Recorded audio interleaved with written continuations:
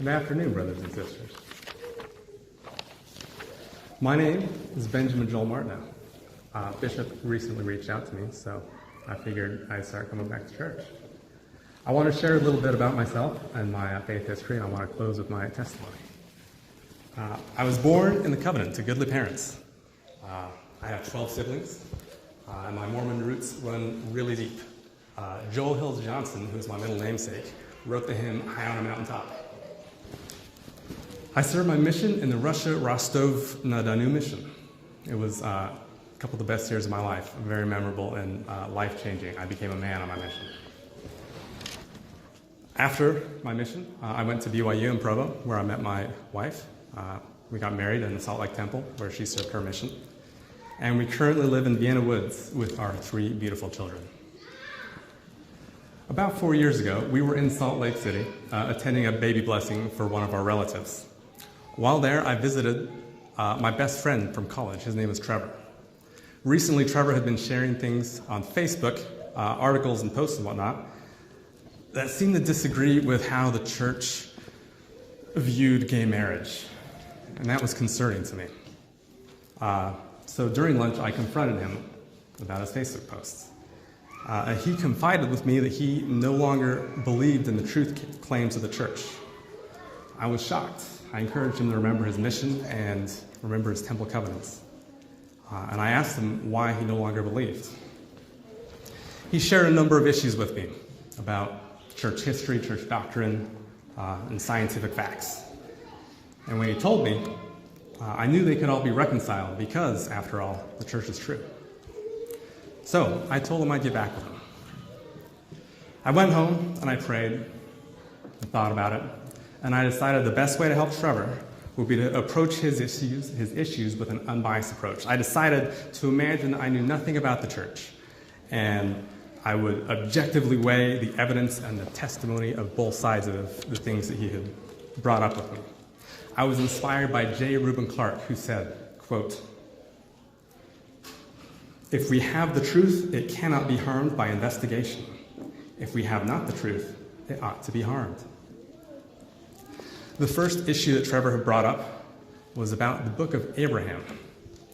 Now, if you open your quad right now, there in the back in the Pearl of Great Price is the book of Abraham, which starts out, "The translation of some ancient records that have fallen into our hands from the catacombs of Egypt, the writings of Abraham while he was in Egypt, called the Book of Abraham, written by his own hand upon papyrus.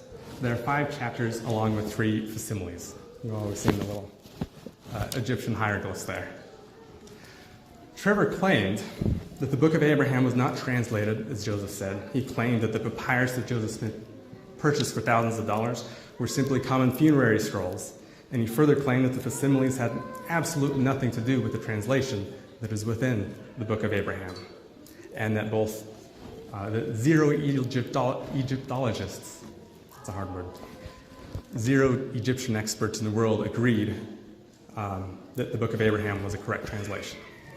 I studied this issue for months, like literally. I Googled, I went to my bishop, I got on the BYU, like the archives, I went to journals, LDS.org, everything. And what did I find out? I found out that Trevor was actually right. The Book of Abraham wasn't a translation. In fact, the church itself, as says on LDS.org, none of the characters on the papyrus mentions Abraham's name, or any of the events recorded in the Book of Abraham. Mormon and non-Mormon Egyptologists agree that the characters on the fragments do not match the translation given in the Book of Abraham. I discovered that the scrolls and facsimiles were indeed actually just common funerary scrolls that had been found with other mummies, and were purchased for $2,400, which is about $60,000 in today's money. I was defeated. I couldn't resolve this issue. And it was the one at the top of his list, but he'd given a litany of them. I decided to move on to the next one. He said Joseph Smith had dozens of wives like Brigham Young, some as young as 14 and 17, and he didn't tell Emma about it, and he even lied publicly about it. I said, no. I'm going to research. Same thing, back to the books. met with, parents, Bishop, the whole 9 yards. And again, I'm going to ask you to conclude with your testimony, please. Bishop has asked me to conclude with my testimony. I believe that you can live good, fulfilling, honest lives without having an association with religion. I believe that men and women are completely equal. I believe that people should be allowed to marry who they want. I believe... I invite you to have a seat. Thank you for the moment.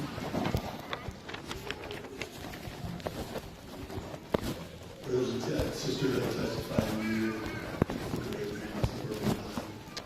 I testify to you, which are the scriptures of the gospel of Jesus Christ to this earth. I testify to you that we're led, like I started this meeting, by prophets, seers, and revelators that are in communication with God and have shared with Him, with us, His will for us. I testify that we have a Savior that loves us very much.